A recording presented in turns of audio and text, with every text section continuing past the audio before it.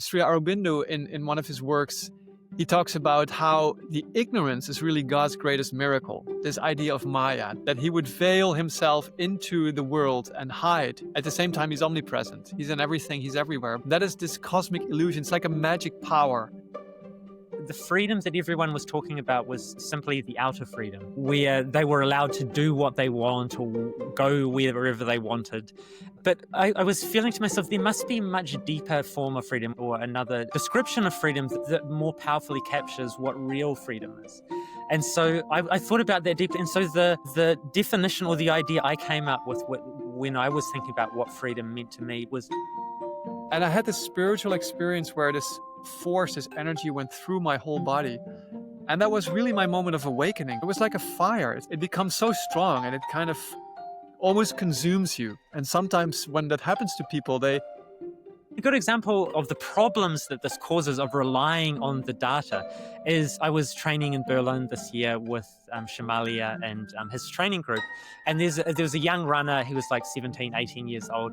And he'd been training really hard and he turned up at the big 5K race. That was the main goal of the season. And it was a road race. And he started and he told me afterwards, I said, how did you go? And he went really badly. And I said, what happened? And he said... Today we're going to talk about Maya, or illusion. And I really like this topic. Is the world all an illusion? And is me here talking to you, are we both kind of trapped in the matrix, And is there some other reality going on behind us, which is the real reality? And, I have to think about the famous movie, The Matrix, because I guess the premise of The Matrix is this idea of Maya, that everything that we experience is not the real reality. It's like an illusory reality. It's not real, and there's something else going on behind that. And so famously in The Matrix movie, at some point, you get offered the red pill or the blue pill. And so the blue pill lets you stay in the illusion with all its charms, its bells and whistles, whereas the red pill awakens you, and that can be a very rude awakening in the movie of The Matrix. So Vajin, if I'd offer you the red pill or the blue pill in this case, which one would you take? I would 100 times out of 100 take the red pill. Yes, I didn't expect anything else but that. Yes, let's take the listeners on a red pill journey, shall we? Let us do that. That will be beautiful. So, yeah. Where would you like to start? Oh, as you chose the subject, maybe you want to start somewhere today. Wonderful. Okay, so let's get started. So Maya, M-A-Y-A. So this is a Sanskrit word, and so it's commonly thought of as meaning illusion. But the root of the word comes from the Sanskrit word ma, which is M-A, ma, which actually means to measure. And that word, that root is actually, we have that in quite a lot of modern words we use now, like matter or matrix. In Latin, mother is mater, M-A-T-E-R. So all of these words describing something very important and fundamental are starting with this M-A, the ma. And so as well as being illusion, which we commonly take it to be, we can take it to be to measure or to bind something, especially in this case for Maya, it's realities. So what it's trying to say, I think, in some way, is that when we try and measure reality, when we try and break reality, the complex, wondrous experience of life around us, when we try and break that down into smaller pieces, if we use our mind and we start to break everything down into smaller and smaller increments, we start to enter into a state where we are experiencing an illusion. Because when we do that, when we break the whole into these tiny pieces, we're no longer experiencing reality as it is, and instead we're experiencing reality in some way where we're creating the illusion for ourselves. And I can give a good example of that. It's if I look at your room right now and I can see you and I can see your kind of where you're situated in the center of the room, and you've got a bookshelf and you've got a picture, it gives me a good sense of where you are at this moment in space and time. But if I break things down and if I zoom in really, really close and I can just see your lamp, or I can just see part of the bookshelf, or I can just see part of the wall, I'm looking at the same thing. I'm looking at the same image of your room, but it's now no longer makes any sense. Now I'm in a sort of an illusion or a delusionary state where I can't quite understand what I'm looking at anymore because I've broken it down into two smaller pieces. And so for me, that's quite an interesting thing, that this idea of of measuring and binding reality actually creates a form of illusion. And actually, Sri Chinmoy talked about this, so I might just read out what he had to say.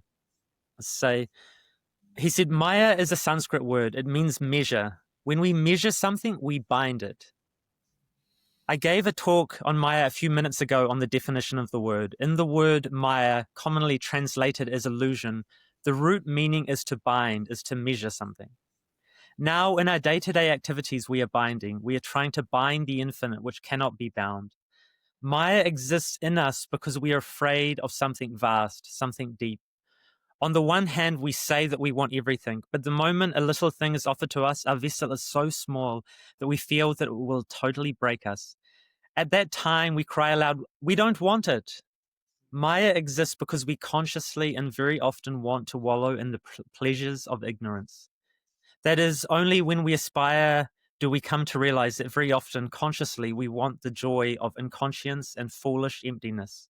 And when we wallow in the pleasure of ignorance, Maya says, oh, you are my friend, my eternal friend. Hey, that's someone who's taking the blue pill, it seems to me. Yes. So yeah, so Maya is one of really the foundational or fundamental ideas in the Indian spiritual worldview, because it goes Yeah. right back to the very beginning of creation. So, in the Indian worldview, for creation to come into being, Maya is actually a necessary force. So we can kind of talk about it in a personal sense, that when we experience illusion, when we're not seeing reality correctly, that's for us experiencing it as an individual. We're experiencing Maya, but it is actually a foundational part of the game, the cosmic game, because for there to be for being to come into being, Yeah. for there to be things. So for the if we imagine a time before there's a universe, so there's infinite consciousness, there's the absolute Brahma, as the Indians would say. So there's infinite consciousness, and then at some point, after some eternity of time, the absolute Brahma has the inspiration or the feeling to experience duality, to experience separativity, to experience limitation, to experience all the wonders of a material universe. And let And me so, just differentiate there between Brahma and Brahman, because I think yeah, the indivisible consciousness is the Brahman, that's the yeah, absolute reality, but Brahma is one of the Indian Trinity cosmic gods, the creator. It's God in his form yeah. as God the creator, which is a little bit different than the Brahman, right? That you spoke Yes, about. so they made that very confusing for people there, Yeah. didn't they? But yeah, they say the absolute Brahma is beyond any sense of qualities. So you can never really know the absolute, because the absolute is beyond and without qualities.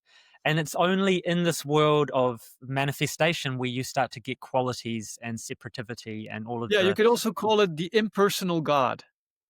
Yes, yes, I think So it's like that's the sunlight. So we have the sun, which is the personal God, and then the sunlight, you could say, is the impersonal God. That's the radiation. Some would say it's the radiation of the personal, but you can also say it's the impersonal is its own reality by itself. And I think for most people, they would realize that it's actually very difficult to have any relationship with an impersonal consciousness, with a consciousness beyond qualities. And so that's also an important part of this idea of having a manifest universe and us being embodied beings, is we're inside this reality, and so there's a certain way that you need to relate to it for you to have any sense of understanding and meaning to the reality. But so if we go to the very beginning, so when the absolute Brahman begins the game of creation, he is using the divine feminine power. And so the feminine power is seen as the creative force.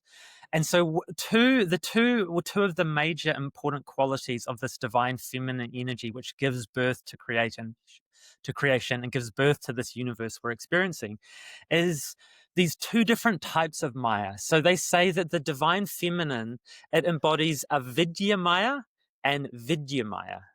And so I found that quite fascinating, that the divine feminine, like the divine mother that gives birth to creation, she is the force that gives birth to this Maya and illusion.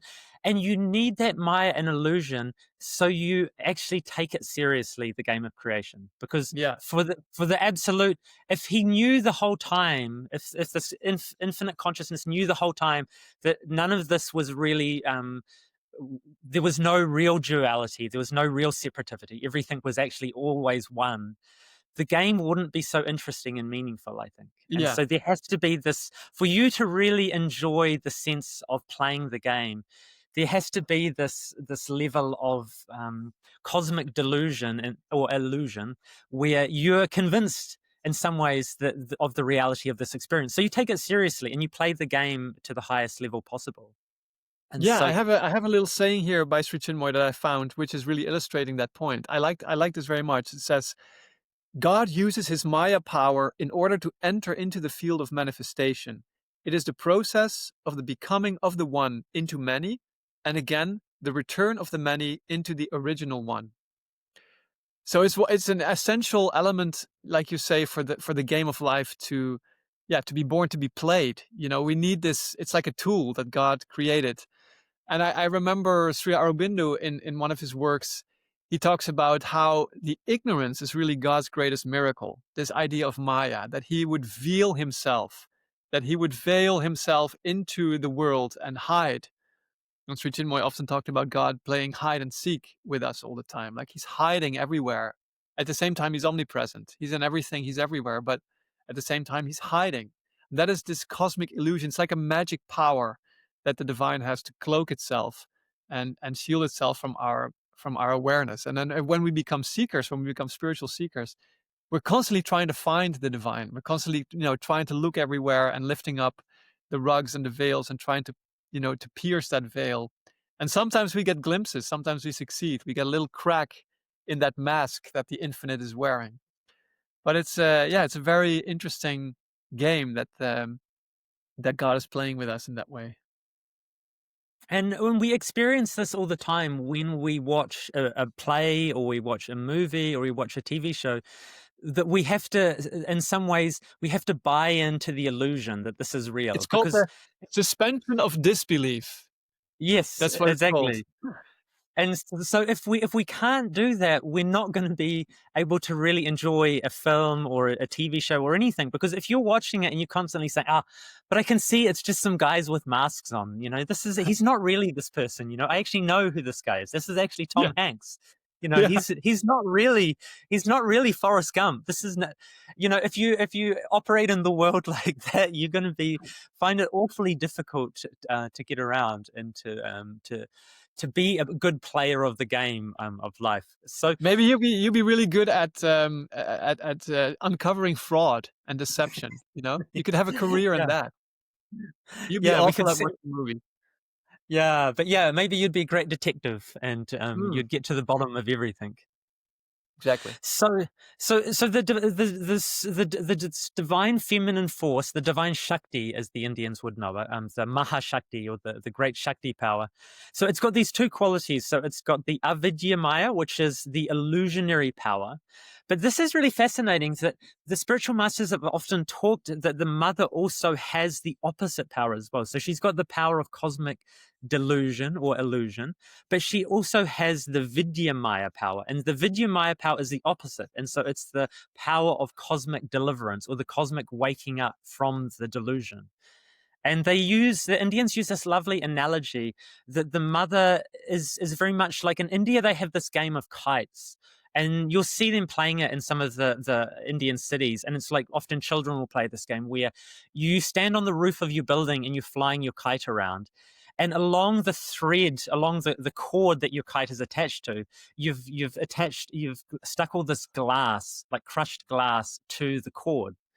And so you've got your kite and you're flying it around, and other kids on other building roofs, they have their kite.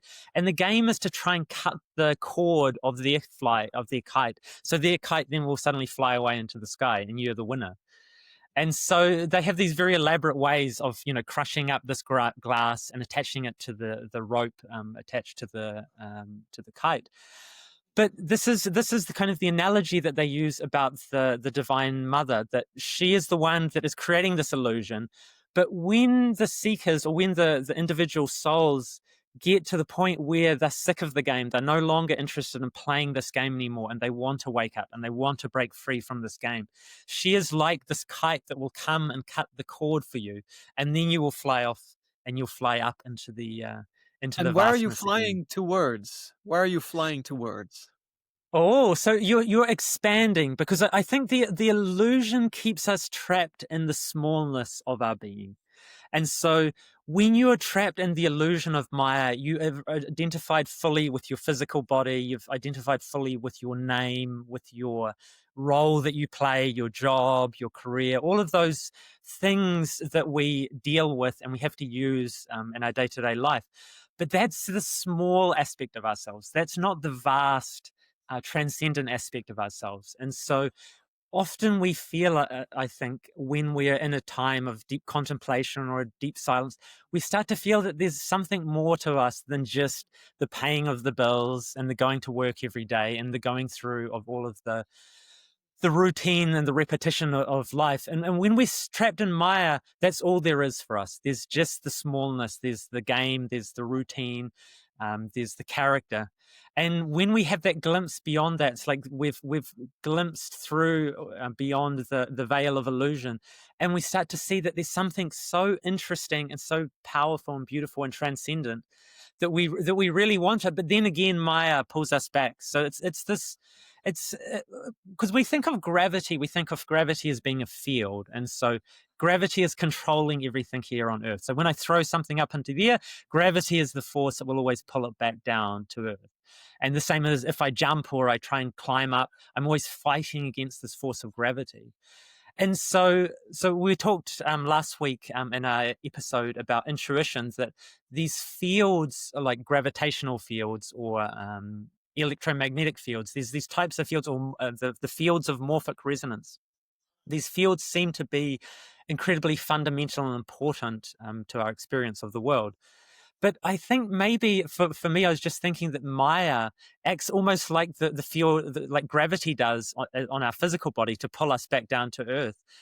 Maya is like the gravitational field for the inner and the subtle part of our being. When we start to try and go high and transcend and go beyond our limited self, Maya is that force that always tries to pull us back down. It tries to pull us back Yeah. into the character again. So Yeah. perhaps Maya is another field of experience that is Yeah. acting.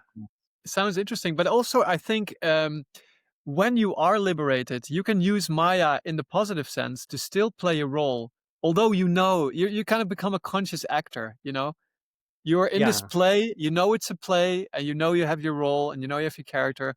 But there's a wonderful detachment that's going on where you're not suffering anymore from the disappointments, the setbacks, the constant throws, and the that life is throwing at you. You're not suffering from it anymore. You can play the game, but in a very liberated sense, in joy and in bliss and in peace, which are the real inner treasures that we gain through liberation. And the game would seem more interesting that way, when you're really liberated from the real tight ignorance that we live around us, that we know that this is not the ultimate reality, this three-dimensional world, that there is a higher world or a deeper world, a divine world. And if we can reach that, then we can get to the true meaning of life. And I guess life is more meaningful that way. And I don't think you just fly off into the beyond. Of course, in a sense, you do, when you can have really high meditations and you can connect with that higher consciousness. But at the same time, you can have a very meaningful life here on Earth. And I know many masters also who were liberated or realized they sometimes still had a normal job, or they still operated in the world with family and friends, and sometimes had a family or a wife and kids. But of course, they were looking at this from a very different perspective, from an illumined perspective. So, can we still play the game of life when we're, cut loose like the kite? Yeah, I think what you want to think of, like, in that analogy, is that when the cord is cut, then the kite can fly around of its own free will. It's no longer just like tied down, and it's because the rope in the end of the day is the limitation. So the Yeah, rope is the experience of limitation. Like if you're a kite and you've got this vast sky, but you can only go up 100 meters or 50 meters or 20 meters because that's how long your rope is. And you see when a kite is really flying, it's really pulling against the rope. It's like you can yeah. see it, It it wants to wants break to fly free. off into the, yeah, it wants to break free and be out there in the cosmos. Yeah, And so I think that's an experience I think that's common often to people, that when they do start to have that sort of the dark night of the soul, where they start to question the meaning of life, they start to get the sense that they also want to fly. And Sri Chinmoy was very unique amongst spiritual masters in his love of the imagery of the bird. And so he was one of he is the only master that I know that has really taken the imagery of the bird and used it so widely in his spiritual creativity and in analogies and stories and songs. And so he'll often talk about the soul bird wanting to fly. And so I think there is that urge within all of us that we feel sometimes, we're tied down here into the physical reality, and there's some part of us that wants to fly free and yeah, and experience it's higher like, state. I guess there's a moment when we feel that we feel the chord. Now, many times Yeah, when we're not awakened, when we're not spiritual, we don't have that yearning. We also don't feel the presence of the chord, or we're not yeah, bothered by it. We're like the bird that's in a cage, but he doesn't know he's in a cage, or he doesn't mind being in a cage. He doesn't know that there's yeah. infinite freedom outside of the cage. But then there's a moment when you do awaken, you have your spiritual awakening, when all of a sudden you realize I'm actually not in my natural state. I'm in a cage. I'm tied to a cord. I need to break free of that. And I think that moment is always comes about by grace, right? There's some grace happening, some divine touch or inspiration while you wake up and you look around. You say, "My God, there's so much more to life than is dreamt of in our society's philosophy." Yeah. And I remember having that moment when I guess I was 18 years old. And when I had my first spiritual experience, I talked about this earlier when I was lying in bed one night and I just talked with some with some religious missionaries that were visiting my house mother's house. I was an exchange student in Canada at the time. And I was lying in bed kind of contemplating what I heard. I'd never studied religion in any meaningful way. And I had this spiritual experience where this force, this energy went through my whole body. And that was really my moment of awakening where I was, oh my God, there is so much more to life. This whole idea of religion, spirituality is real, is actually real. And that's when my own yearning started to come forward. It was like a fire. It's like it becomes so strong and it kind of almost consumes you. And sometimes when that happens to people, there's a little moment where they become almost abnormal. They can't really function anymore. Like bills are not paid anymore. They come late for work or they neglect their duties. They kind of wander off. I mean, I definitely had a moment, a period like that where I was, kind of like a space cadet. I was just all the time looking for this other experience. And then you kind of get it. Then it kind of, you kind of are integrated again in life. There's a wonderful saying in the Zen tradition that illustrates that point. And it says, before the awakening, trees are trees and mountains are mountains. On the moment of awakening, trees are no longer trees and mountains are no longer mountains. But after the moment of awakening has totally revealed itself, then again, trees become trees and mountains become mountains. But it's this Mm. wonderful journey where first, you see the world around you, the three-dimensional world, and there's no consciousness about your spiritual self, your higher self, and you just think, this is the world I live in. And trees are trees and mountains are mountains. But then when you become spiritually awakened or you have this epiphany, you realize, oh my God, there's divinity everywhere. This is not just a tree. It's this it's something different. There's light inside the tree, or there's divinity in it, and you realize this world is like you see the illusion, or you kind of feel that there's the illusory power, the Maya. You become conscious of it. But then after you are totally integrated in your spiritual practice, and you've gone through the awakening process, through the dark night of the soul, and come out the other end, then at some point everything kind of becomes integrated again, and you live in a divinized world. But then again, trees are trees, although they are divine trees. You've given them their proper place again in your worldview. But something has shifted in that whole process, so you've become an awakened soul in some sense. I find it a very beautiful like illustration or analogy of the whole spiritual journey that we're all on. Yeah, I agree. It's a very profound concept, and it's wonderful in its simplicity. And I think that's one of the strengths of Zen is their just blunt simplicity in their way of expressing ideas.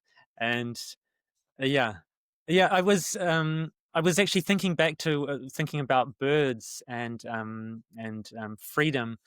Actually, my second great spiritual experience, I can also share here, because that has something to do with birds. And so it was I'd had one great spiritual experience several years earlier when I was about 15 years old. And after that, I was on this great hunt and journey to try and the seeking was happening in my life, trying to find the way to recapture that state of consciousness. And so at some point, it was my last year of high school, and it was late summer, and I was really just, I hadn't managed to capture that state again, and been like more than almost 2 years, I think, since I'd had the experience.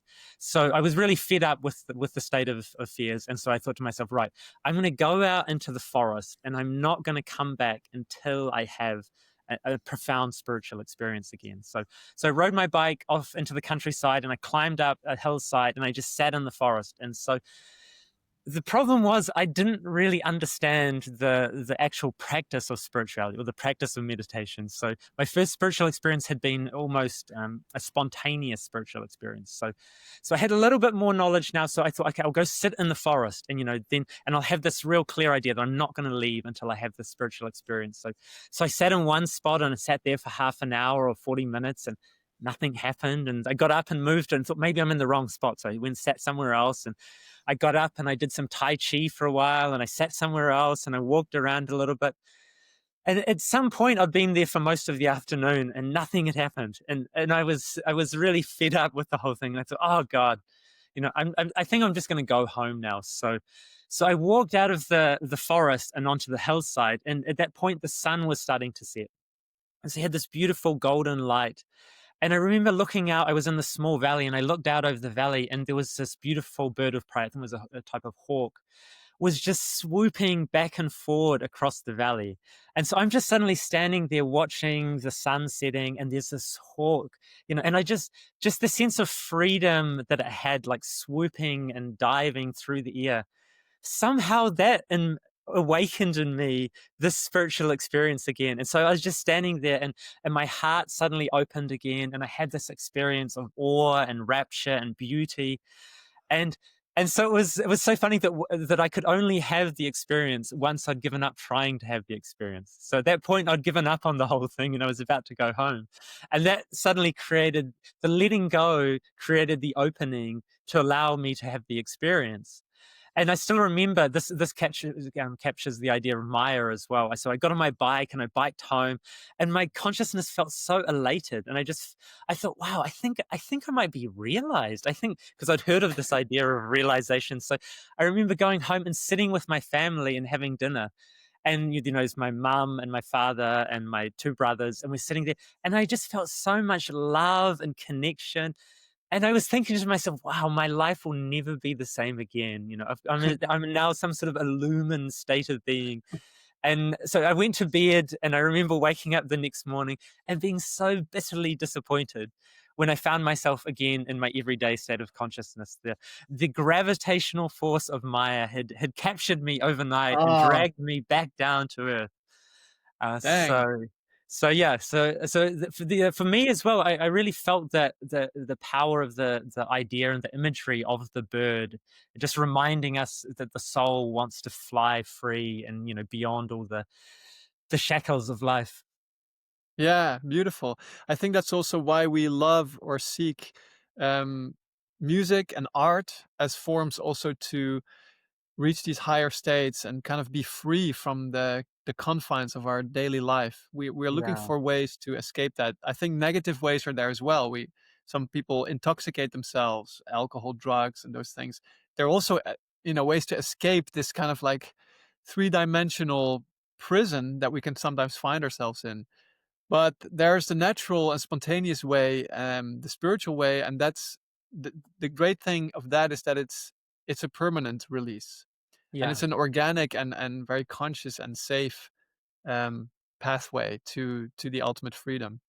And it's yeah, interesting when we talk about freedom that paradoxically, in order to get real freedom, we sometimes have to limit ourselves. So, for instance, the idea of having to practice, having the discipline to get up early every morning and sit in front of your shrine and practice your meditation, that is a limitation that you put on yourself. But of course, with the ultimate aim of reaching a higher state of consciousness where you can be free. And I remember Sri Chinmoy often saying, he says, I actually have no freedom whatsoever. I completely have surrendered my will to the divine will, to the Supreme's will. And so, yeah, when you become realized and you surrender yourself to the divine will, there's actually no freedom in the sense that you can do whatever you please. That's often how we define freedom in the human way. Like, do whatever you want, yeah. we're free to do whatever. But the real freedom is to have boundless peace, joy, and bliss, to be inwardly free. So there's nothing that binds you inwardly. There's no pride, no ego, there's no sense of limitation, there's no jealousy, no insecurity. And that's, of course, that's the real freedom, when you're free of all these binding forces that bind us to our limited consciousness. So in consciousness we can be free, but sometimes that means that in our outer actions we follow a certain path, or we abide by certain spiritual principles that may seem like restrictions in some point, but they're helping us to gain real inner freedom. Yeah, that's actually a really good point, and I was thinking about that quite deeply a few years ago, where after the world went through the great COVID years, a lot of people were talking about freedom because people really felt that they were suffering in some way because their freedoms were restricted or freedoms were taken away. And so there was a great movement towards freedom. But what I was noticing, the freedom that everyone was talking about was simply the outer freedom, where they were allowed to do what they want or go wherever they wanted. And when that was limited for people, people found that really painful and difficult. So but I thought I was feeling to myself there must be a much deeper form of freedom, or there must be another version or another description of freedom that more powerfully captures what real freedom is. And so I thought about that deeply. And so the definition or the idea I came up with when I was thinking about what freedom meant to me was freedom was actually the ability to pay the price for the things that you feel are most valuable. Say So, that again. You say that again. real freedom is the freedom to be able to pay the price to move towards the things that you feel are most valuable. And so what I mean by that is that, like, say that you've decided that you want to become more fit and healthy. So you say you want freedom in life. You want freedom just to be able to go wherever you want and do whatever you want. That conflicts with the idea, like you said, of trying to achieve a higher goal. If you want to become fit and healthy, what you're actually looking for is you're looking for the ability to make those sacrifices. Like, by paying the price, I mean make the sacrifices to move towards the things that are most valuable to you. So if you want real freedom, the freedom you need to get fit and healthy is actually the ability to sacrifice eating cake every night, or going out late and drinking with your friends, or all of the innumerable things that you do that stop you achieving the goal. The price you pay is actually sacrificing all of those things. But also But that, going to the gym enough times and practicing, working out. Yeah, exactly. So you have to pay the price. And real freedom, I think, is when we're free to go about our lives in a way to make the sacrifices that feel most meaningful to us. So if we're a spiritual person, the freedom we're wanting is not the freedom just to go here, there, and everywhere. The freedom we're looking for is the freedom to do our spiritual practices and to devote our time and energy towards transforming our consciousness and seeking after higher spiritual experiences. And like you said, there is prices you have to pay for that. You have to get up and you have to do your spiritual practice. You can't just imagine or hope that you're going to enter into these higher states of being. And so for me, that captures something much higher about freedom, because when you've just got the freedom to go here, there, and everywhere, you're still trapped by your own ignorance. You're still trapped by the Maya and the illusion about who you Yeah. think you are and how you Yeah, think you there's this should famous behave in saying, that. you can escape to the Himalayan caves to meditate. You can escape to the Himalayan caves to meditate, but you always take your mind with you. So when you're in that cave, you've renounced the world. Here you are as a spiritual seeker. You just want to meditate and you realize, "Oh my God, my mind is here with me. How do Yeah. I get rid of that?" And Yeah. you're no better off than you were at home. So this is the thing, that the freedom that most people think they want is actually impractical. They don't have a real idea of what true freedom means, because true freedom, in that sense, is the ability to actually control and focus your attention on the things that are important to you. And if Yeah, you that's haven't beautiful. developed that form of freedom, you can be wherever you want in the world, but you're not free still, because you're still trapped by those limitations of your own consciousness. And Yeah. so it seems there's the human freedom, or the freedom of the outer world, but really, if you don't have the freedom that you've developed in the inner world, the freedom to focus your attention and to give your time and energy to the things that are most valuable to you, you're still not free. You may go where you please, but you don't have that real freedom. Yeah.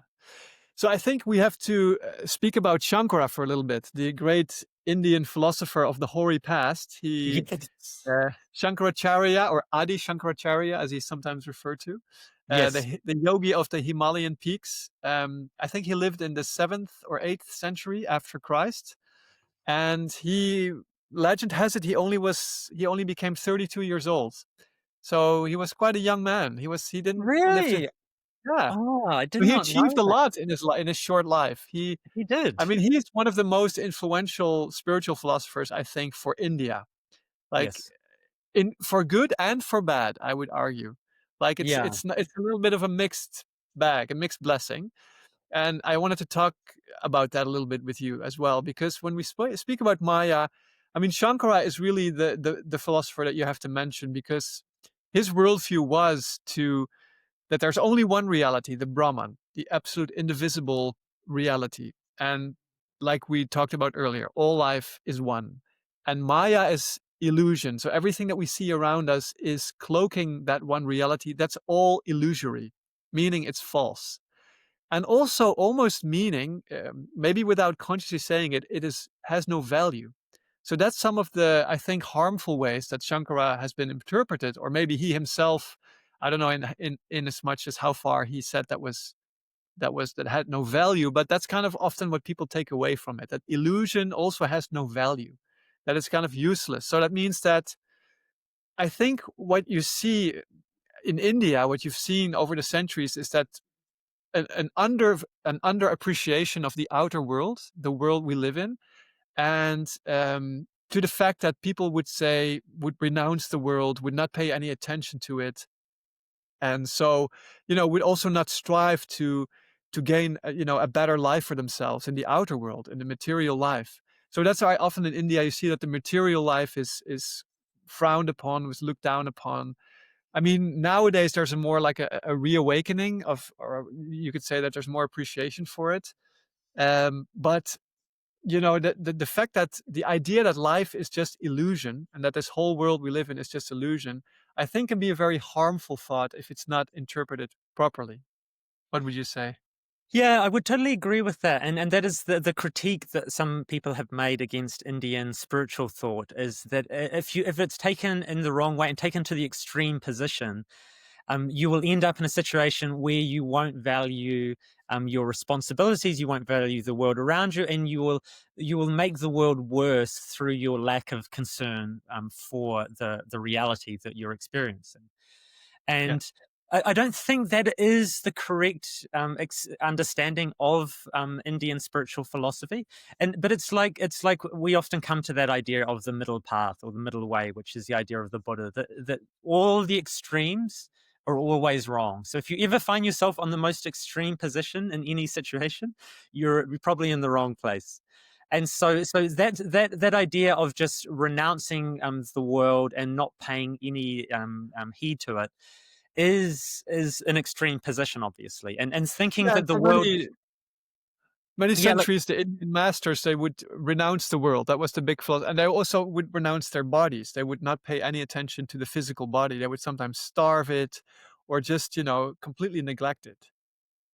yeah, and this is not a practical way for people to approach spirituality in a spiritual tradition, especially in the time we're living in now. Like we've talked in the past that at some points in history, society was so full of problems and warfare and conflict and violence and aggression that in some points it may have been the right thing to do was to try and just renounce all of that and to go away from the world and to try and escape from those problems. Because if you were living in a village setting or living in ancient times and there was constant warfare and conflict going on between warring kings and rival factions and clans, obviously that was going to make it almost impossible for you to really take your spiritual practices seriously, because you're always at risk of getting caught up in all of these problems.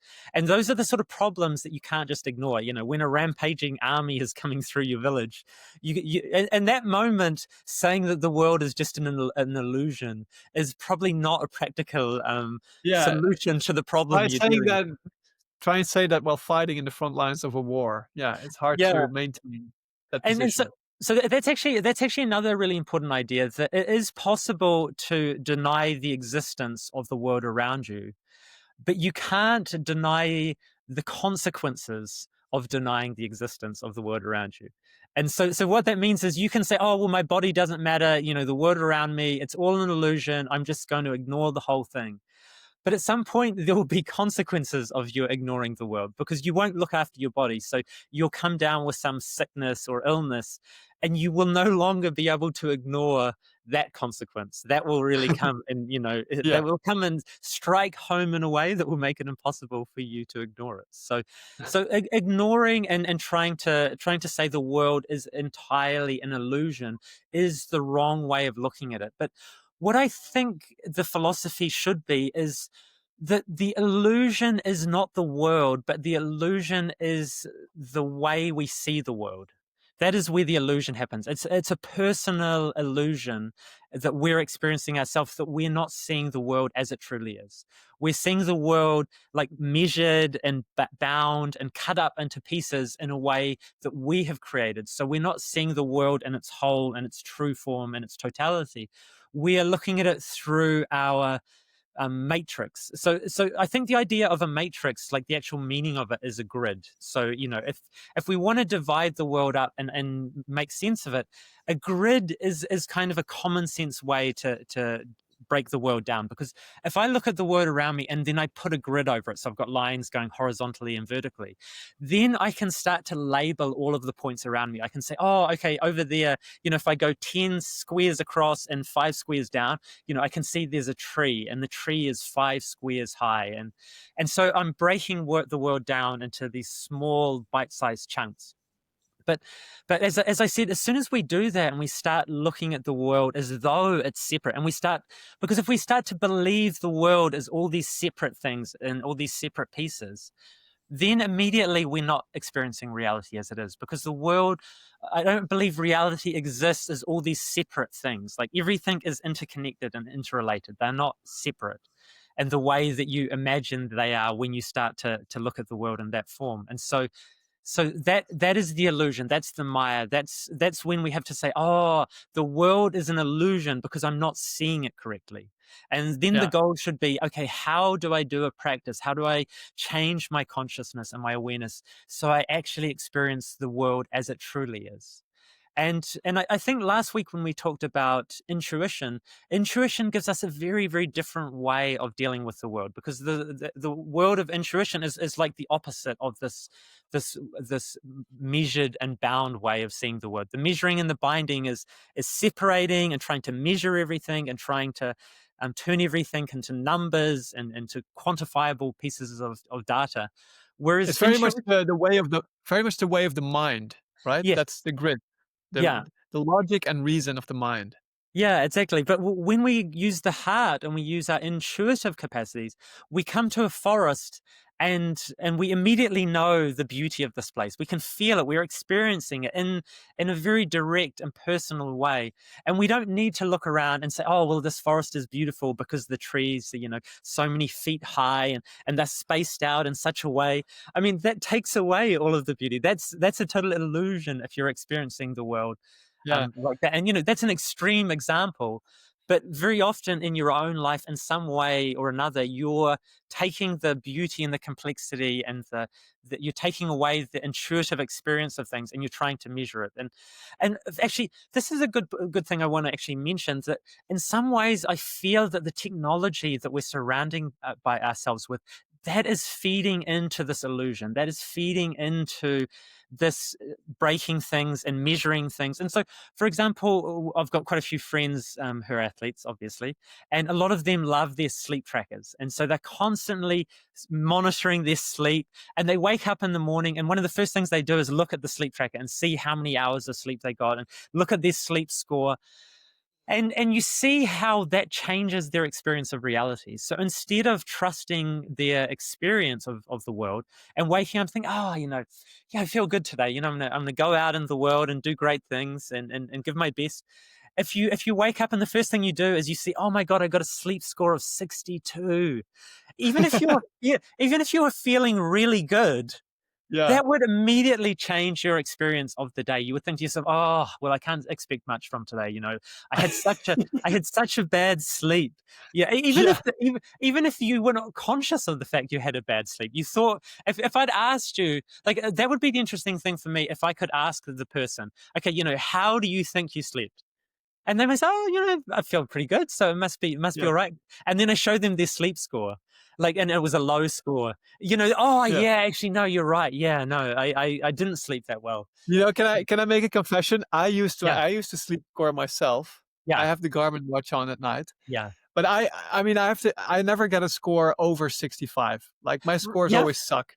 Yeah, because I sleep only 5.5 to 6 hours a night. That's fine for Oh me. my God, So I totally don't take it how can you seriously. survive? How can you do things in the world with Yeah. low sleep I've scores? realized the maya of this thing. So I Yeah, kinda the only thing I look at is kind of my deep sleep. I kind of am yeah. fascinated by how much deep sleep I got, but I'm also like, if I do ignore it if I feel like, "Yeah, I had a good night's sleep." I'm like, "Whatever you say, watch." I don't take you too seriously. Yeah, so that's really good, and so that's a real capacity to be able to ignore the measuring and the binding of the world, because for Yeah, most people, they will trust the measurement more than they will trust their own feelings. And right. you see that when GPS watches became a thing for runners. So it used to be commonly understood that as a runner, you would run by effort, you would run by feel, and so you would know inside your body, okay, this is like a tempo effort, and this is kind of a high level, like a VO2 max effort, and this is my long run effort, and would all be done on feel, and you'd be constantly paying attention to the sensations inside your body. And so you were there in the real world. You were inside your body. You were experiencing the world through the Is body. that how you run?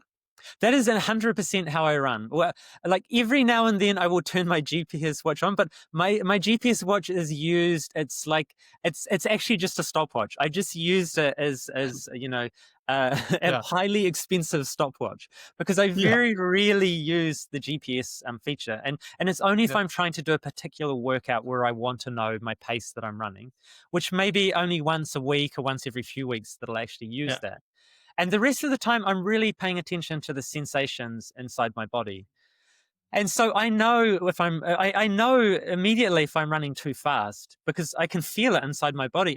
And a good example, the problems that this causes of relying on the data is I was training in Berlin this year with Shamalia and his training group.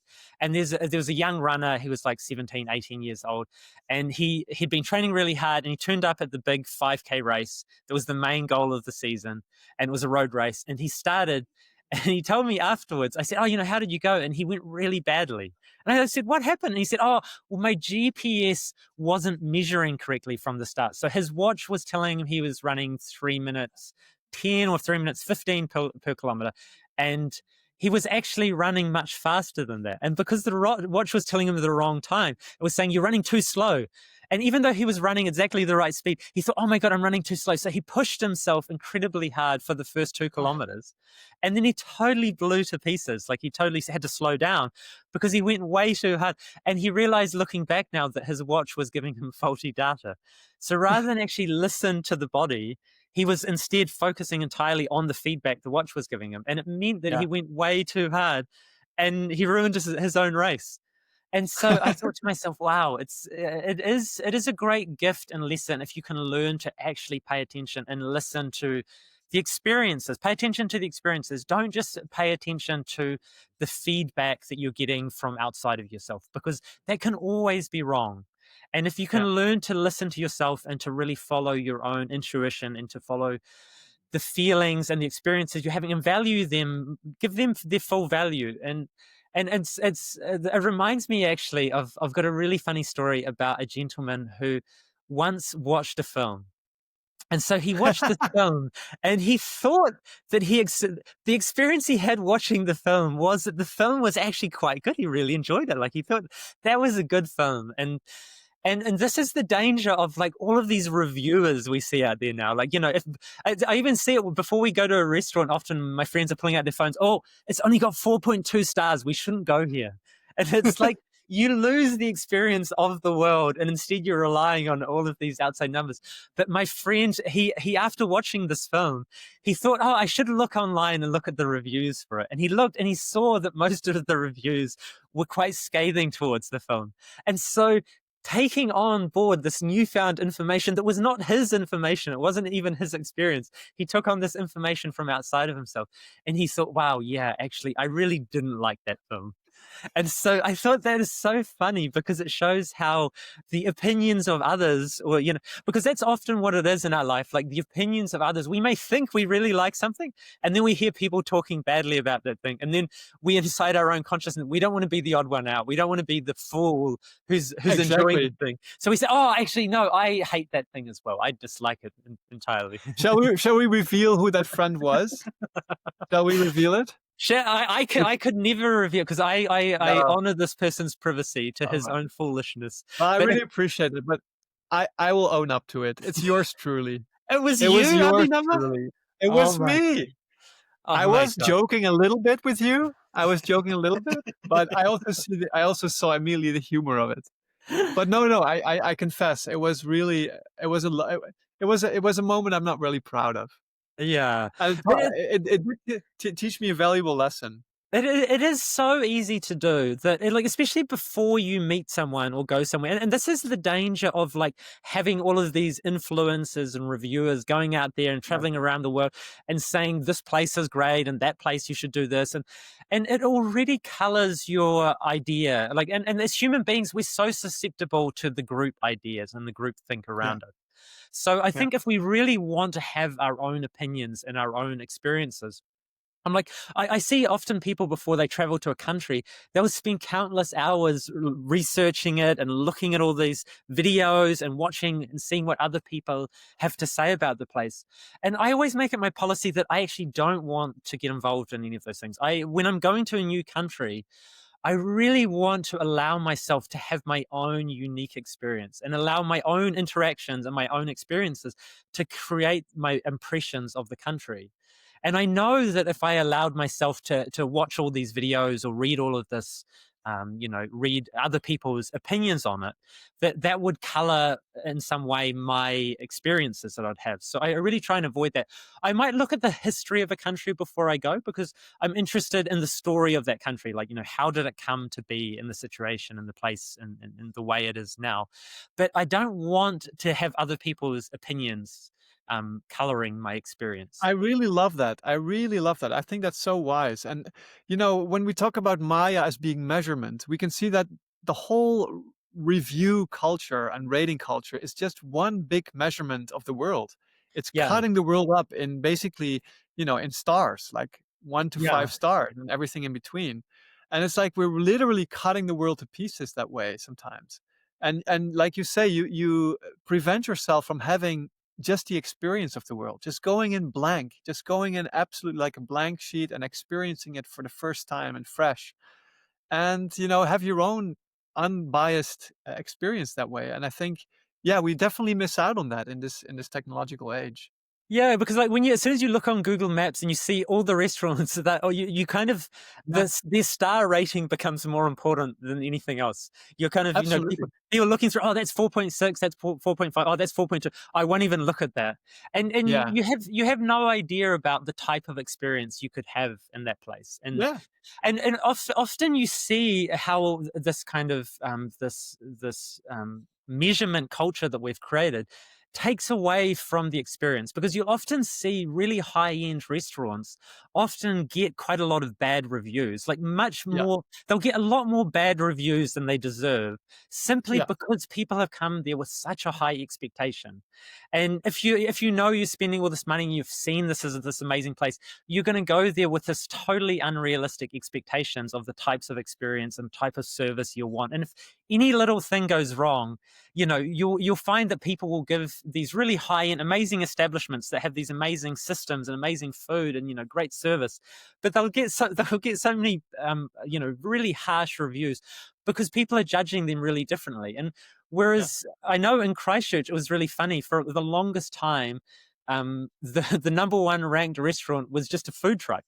It was a food truck set up on a site with a couple of tables, and people would Yeah. go there with really low expectations, and they'd be really impressed. Like, wow, the food was actually really great here. So everyone was giving it 5-star reviews because Yeah. they had no, they weren't anticipating or expecting any type of experience.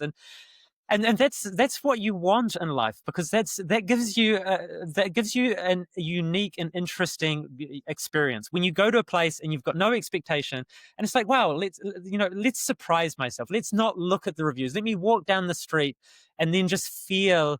I mean, because a lot of people are scared of doing that now. They'll walk down the street and they'll see a restaurant and they think, oh, should I go in there? And they'll actually pull out their phone and look at its star rating before they'll even cross the threshold. And for me, that starts to take away of all the mystery and the intrigue and the interest in the world. Where we want to be explorers again, and because we can't be exploring Antarctica for the first time anymore, it's probably not a safe idea to try and do a solo one-man overland mission across the Sahara Desert from Essaouira to Timbuktu anymore. Just with the time and the place in the world being that way, we need to find some adventures. And so we can even have these little adventures in our day-to-day life if we give up our addiction to measuring things and we actually think, oh, I'm hungry. I'm just going to walk down the street, and the first place that captures my attention and, I feel something towards, I'm going to go in there and I'm going to order whatever they have on the menu there. Wonderful. So this is a call out to all our listeners to live more from the heart, Yeah. like at least one day a week. Like, don't, put away your phone and like you just said, go walk down the street and go into a restaurant that you've never been before or that attracts your attention. Yeah, I'm definitely going to do that. I love that. It's a much more adventurous way of living than all this Yeah. pre-measured and, pre-cooked review rating Yeah. culture. Yeah. Yeah, yeah, exactly. So I think what we've talked about has been a really good broad view of the idea of illusion and the way that we experience in different ways. And we've started to touch on, I think, in a nice way, some of the impacts that idea of measuring and binding reality and creating that illusion um, how that affects us. So I want to look at a couple of different ways that people have thought about the idea of escaping from this idea, this way of measurement and illusion over the centuries. And then maybe we'll finish. Sri Chinmoy actually had something really profound to say about it as well. So one of the first stories that I think is really beautiful story if you can understand it, and I think very few people understand it in the depth in which it's actually written, and that's the story of Krishna and the gopis. And so Krishna is seen as being a manifestation of Vishnu. So Vishnu is the preserver, and he's like the divine sattvic force in the world. And so every time that Vishnu comes, Explain yeah, so Sattvic. so sattvic is the divine and sacred way of consciousness. It's the highest and the most I would say it's the type of consciousness that's most in tune with the highest within reality, with the divine and the transcendent. And so every time that Vishnu came to Earth, he came to Earth for a very particular reason, to really reestablish goodness and what Indians would call dharma. So the righteousness. He was coming to bring righteousness and to reinstall it as the correct way of being. So every time people went too far off track, he would again come to Earth with the teachings. And so Krishna, in some ways, we could say is the highest, or he's commonly seen as the highest manifestation of Vishnu here on Earth. And so he is in India. Most people who are Hindus either worship Krishna or Shiva, so the Vaishnavas or Shaivites. But Krishna's story, if you read the story of Krishna on Earth, if you look at it from the modern moralistic point of view, it's a very confusing story, because Krishna does things that would be very easy for you from your point of view as a modern thinking, rational person to just totally misunderstand what Krishna was doing. And so there's this famous story of Krishna with the gopis. And so the gopis, so Krishna's father had to put him into hiding when he was born, because there was a wicked king who was looking to kill him. So Krishna's father took him to the village of the cowherds. So, these were the families that looked after the cows. And so the boys there were called the gopalas. So they were the cowherd boys, and the gopis were the cowherd girls. And so Krishna was given to this family, and he was brought up as a cowherd. So he was like a shepherd for cows. He was out there looking after the cows, taking them to the water. And so that's why people who worship Krishna, they have this great love for the cows as well. The cow is a sacred animal. But there's this famous story that one day all of the cowherd girls, the gopis, they were all swimming, they were bathing in the river. So they'd gone down to the river, they'd removed all of their clothing, and they were bathing in the river. And they had hung their saris in the trees around the edge of the river. They perhaps washed them and they were drying them, and they were all naked in the river. And then Krishna comes along, and Krishna is this wonderful, he was seen as just the height of charm and beauty. Everything about him was just so magical. Even from a very young age, people saw and recognized that in him. And what he did was he quickly went around and he collected up all of the cowherd girls, the gopis, their saris, and then he climbed up in a tree, and he told them, I have all of your clothing now. You have to come out of the water and, come to me, and then I will gift you back your saris. And so you would think that this is some sort of totally scandalous behavior. If you look at it from, a moral point of view, or say, here's this teenage boy, and, he's taking all of the girls' clothing, and, he's wanting to see them in their nakedness. And so it'd be very, very easy for you to misunderstand the story. And, the cowherd girls immediately are like, no, we can't come out. We're naked. And he said, well, if it was fine for you to go into the river naked, it's fine for you to come out of the river naked. And I'm not leaving, and I have all of your clothing. So the only way you will get it back is by coming and receiving it from me. And so if we look at it on the human level, it's like, well, how is this a sacred and divine story?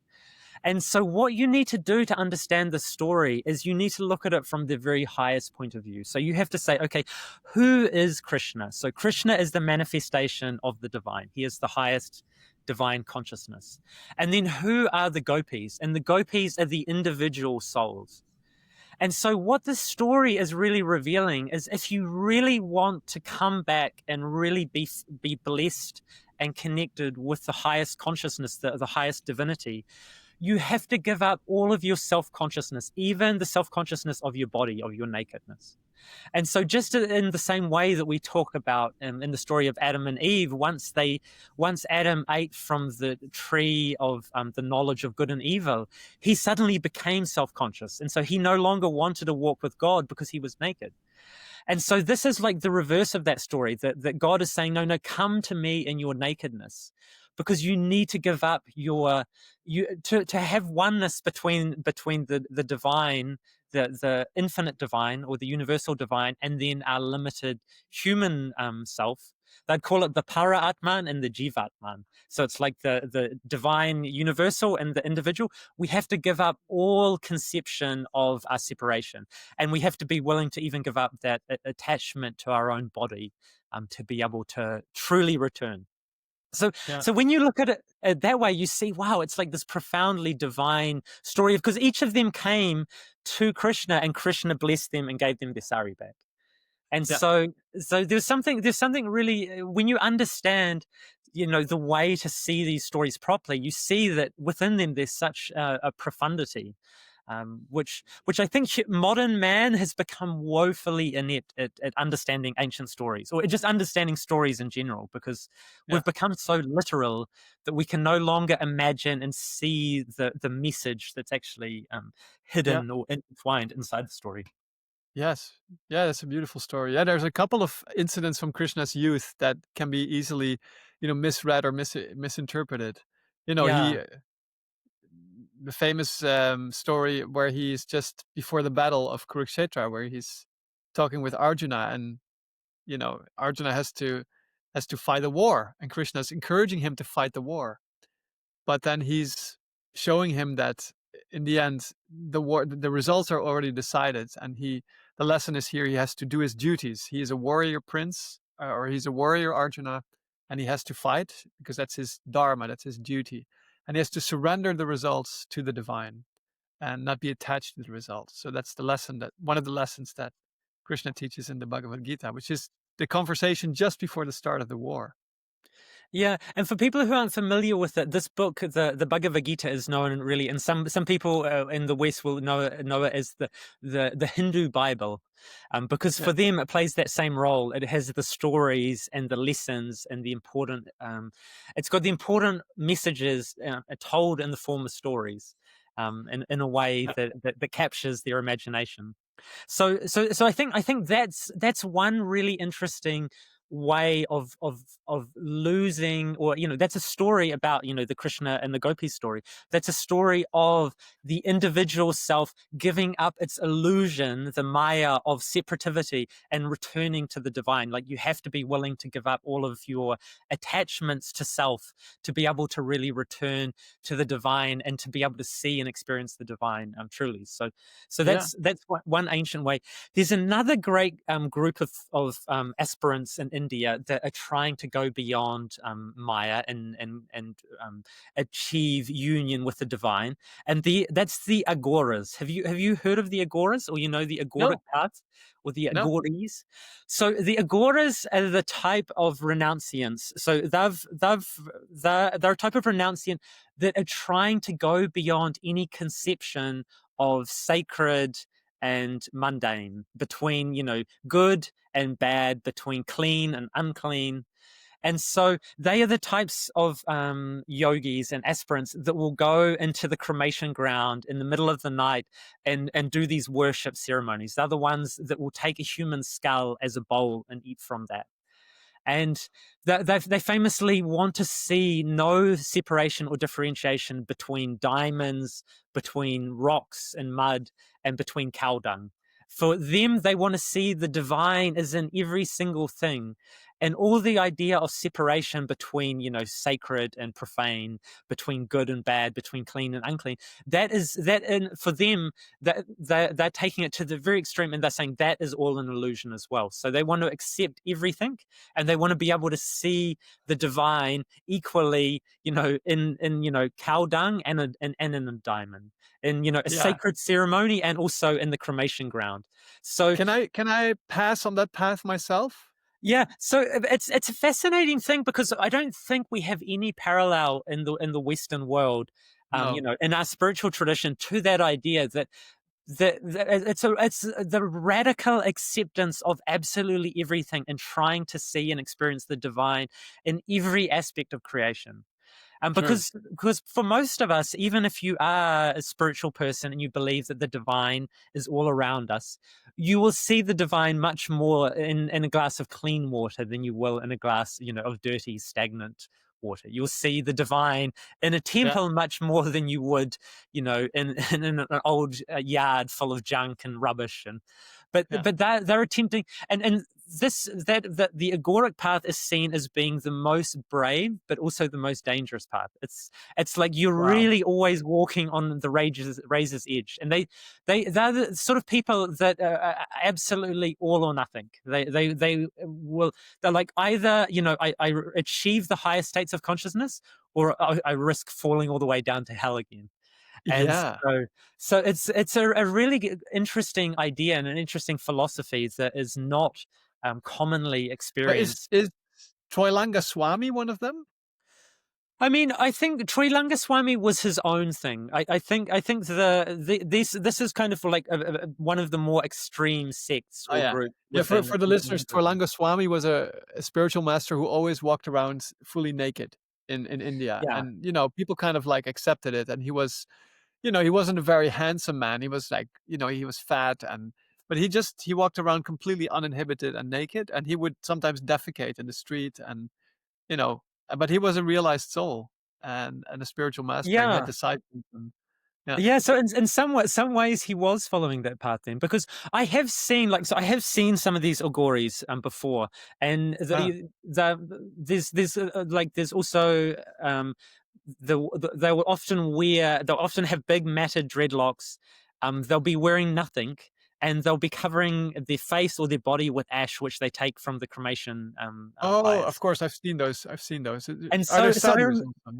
yeah, Yeah. so this is a type of sadhu as well. So I've seen one of these sadhus lying down on the side of a major highway, sleeping in the full corpse pose. So he's there in his full nakedness, and he got tired. And so he was walking along the road, he got tired, he lay down and had a sleep. He was completely asleep.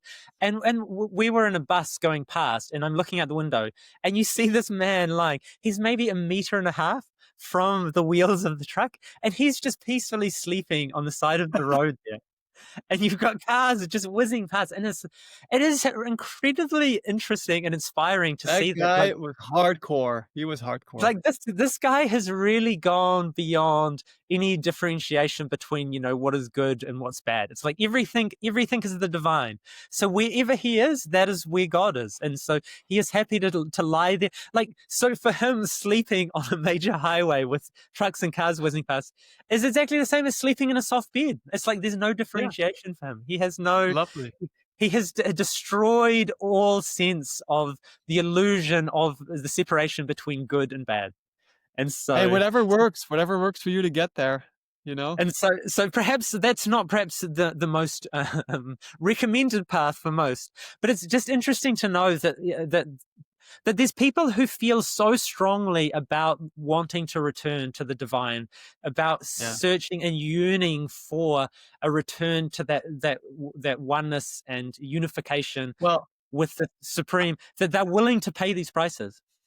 exactly. Well, I love India for its diversity. It has so many different paths to reach God, like all the way Yeah. from the us who, go all in, and all the way to the Vaishnavas and the Shivites, and all these different beautiful sects and religions and spiritual paths.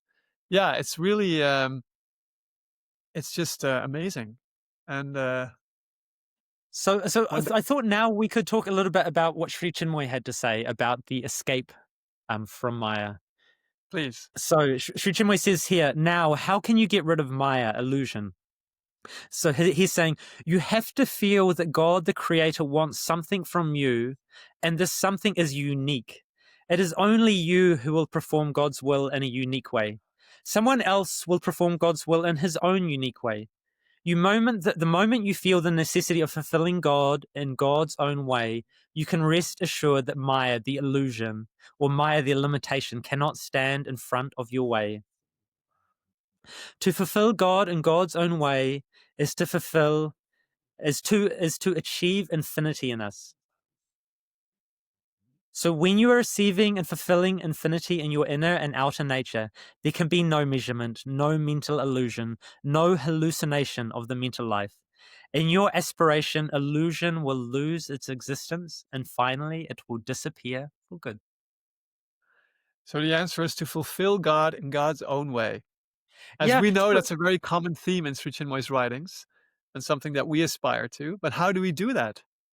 I love this first line. You have to feel that God, creator, wants something from you, and this something is unique. It was only you who will perform God's will in this unique way. And so for me, that's fascinating that we could be living in a universe where each of us has some unique gift and offering to offer and to give to the universal game, the divine leela, the divine play. It's like each of us has some treasure. It's like if you look at the script for a great performance, and you see that there's someone who has some, maybe it's just a fleeting role. They come on and they say one thing or do one thing, or they come through pushing some trolley or do something. But that scene and that moment is equally important as some Yeah, major character who's doing a lot of talking, and he's up on he's in the limelight. And so yeah, so to really take that seriously, is that there is a divine play going on here. And in the human realm, we've got 8 billion characters acting out yeah, their unique roles, and realizing that at the moment you're not acting out your unique role. Like, you're acting out the information and the story that your culture has given to you. So you're acting out the story of being, a Dutchman. And so much of your character is still informed by the upbringing, the experiences you've had, the environment you're surrounded by. And, just the same as someone in Nigeria is playing the role of a Nigerian, and someone in China is playing the role of the Chinese person. And but there is some higher level role that you have to play. There is some unique attribute or quality or role that only you are qualified to play. So, there's another 20 million people that are playing the role of Dutch people at the moment. But there is yeah. one particular role that you have to act out. And when is it? Is it like now? Have you already done it? Is it still coming? It's like it's so Oh, interesting. you actually think it's one thing. It's actually a thing that you have to do at some particular time. I mean, I'm The being thing I'm you have being a to little say. I'm being a little bit facetious around that, but it's like having that idea in your own Yeah, consciousness that there is something unique that I have, that I'm going to do here, that no yeah, one else was qualified to do.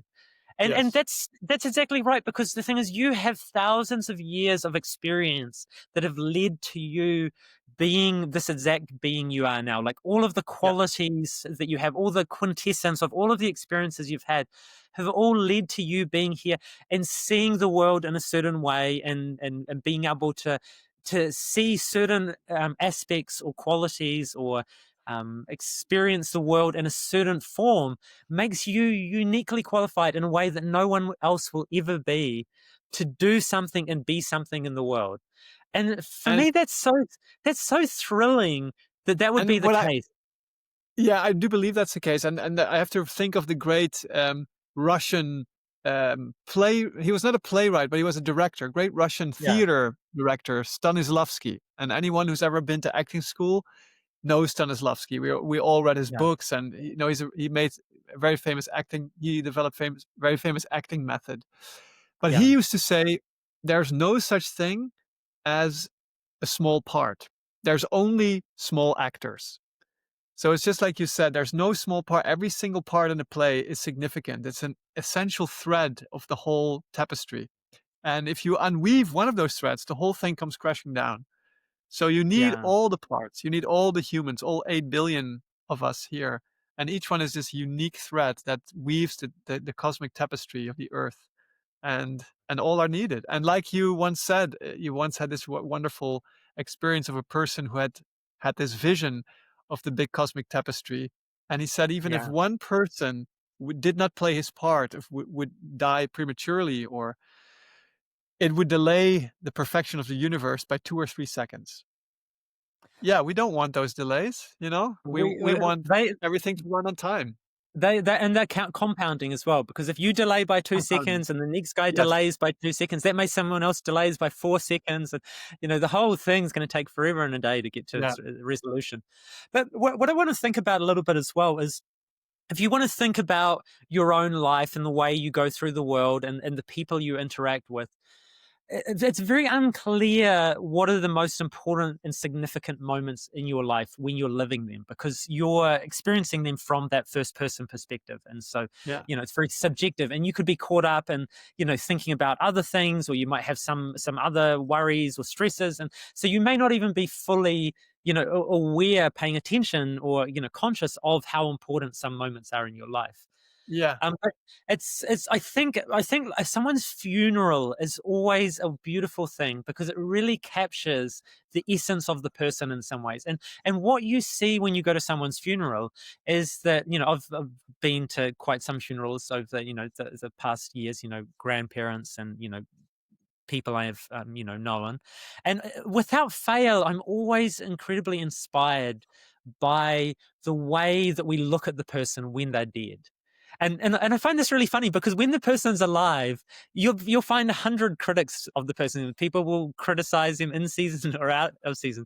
But we've got this wonderful quality as humans that for most people, when you die, no one will criticize you anymore. Suddenly, No. you're a wonderful man. They'll Yeah. suddenly they'll suddenly ignore all of your frailties and flaws, and everyone will talk about and see all of the good things you did. And I think that's so beautiful, that We have a saying in Dutch. We say, about the dead, nothing but good. yeah. So you don't have to, you cannot, you're not allowed to say anything bad about somebody who died. Yeah. Yeah, I think it's such a remarkable thing, because 2 days before that you were willing to criticize him, in Yeah. season and out of season, and suddenly you're Yeah. like, oh, he's out of Oh, bounds now. I can't say yeah. anything bad about him.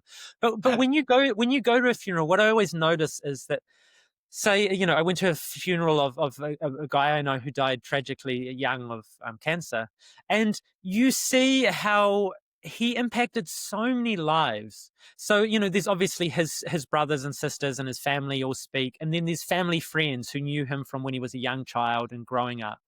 And then there's his workmates and his colleagues that, he interacted with, during his working life. And then, his friend group. And then, people who knew him through his sports and the different activities and groups he was in.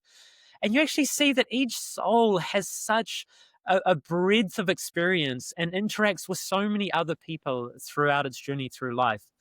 And it's really beautiful to see when people get up and say, I worked with him for 5 years, and I really found him to be, such an amazing, his sense of, responsibility, and whatever the qualities they saw in them, that it really had an impact on them.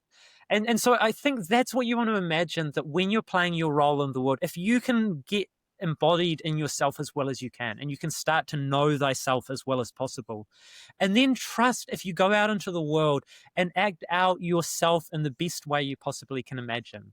So it's not what anyone else thinks about your character that's important. It's not what anyone else, how they judge you or how they respond to you even, that's important. It's, are you doing the best possible job of being authentic and in alignment with what you truly believe? And if you go out into the world and do that, then I really feel like you're acting out the highest within you. And it may change over time. Over time, you'll get higher truths revealed, and so you'll refine your manifestation. But I think that's the right place to start. Is what do I truly believe and value, and how, if I truly believed and valued those things, how would I actually act in the world?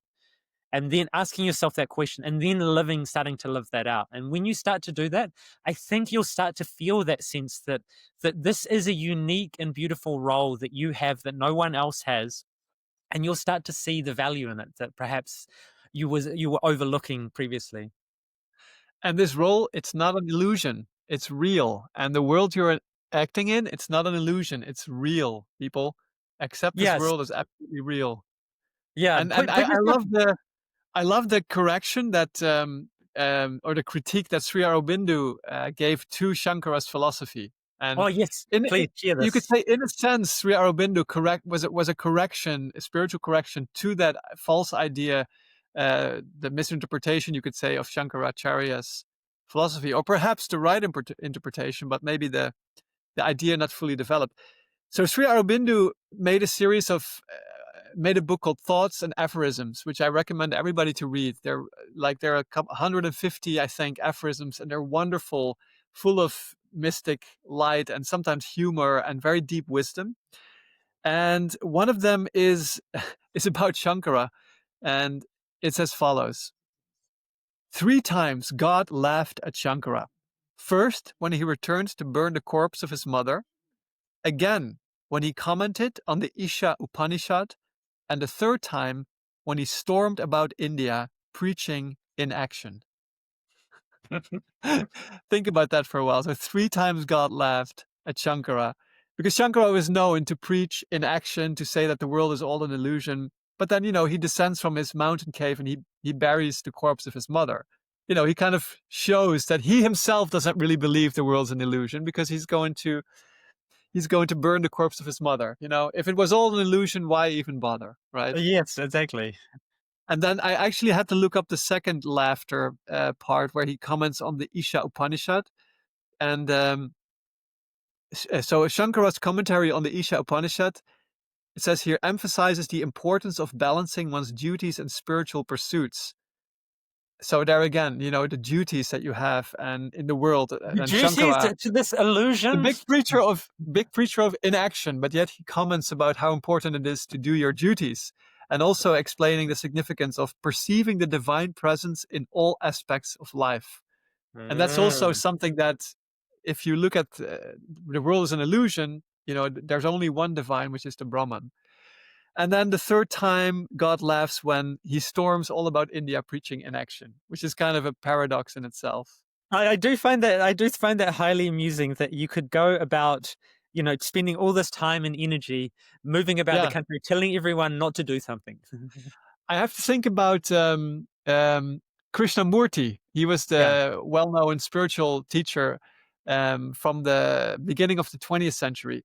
yeah. And Krishnamurti used to say, truth is a pathless land. And he was famous for, saying that you don't need a guru. You don't need a guru. There's no such thing, forget about the guru. But yet he himself played the role of a guru. He had thousands of followers flocking to Mm. him. He would preach to them and he would all say, don't follow the guru, don't follow any teachings. Truth is a pathless land. And here he was preaching like a guru. So that's a very That is fate is an irony maximizer, I heard somebody say. yeah. Oh, that's a great saying. But yeah, that's like he's like the anti-guru. Yeah. So But at the same time, he was, he himself was playing the role of a guru through and through. yeah, for many people, for definitely for Yeah. many people. And yeah, I also appreciate Shankara as well, that he did manage to make God laugh 3 times. Because I think if God is looking down and seeing the foolishness and the stupidity that is happening here on earth, Yeah. sometimes it must be hard to see the humor in it. But it's the fact that Shankara managed to 3 times bring Yeah. forward some mirth from God. I think that was an achievement in itself. I think perhaps that could Exactly. have been what Sri Aurobindo was pointing to. Is that Shankara did a great service to make God laugh three Yeah. times. He made God laugh. Yeah. He may have made a lot of people suffer inadvertently by, applying the philosophy in the wrong way. But anyway, the world is real. I think that's the takeaway. And maybe I can end with a nice story. It's a very Please. famous story. But do you know the story about Narada and Vishnu and the glass of water? Oh, I do know. Yes, I do love the story. Please, if you've got Yeah, it on hand, please I have it share on it. hand, and I'll read it out. So this is a story from long ago, India. From long ago, India, of a great yogi, Narada, who is requested by the sage Vishnu to fetch him a glass of water from the river. And Narada is a highly evolved soul who has shunned the world but never understood the power of Maya, our enthrallment with the appearances and enchantments of the world, and is about to experience this.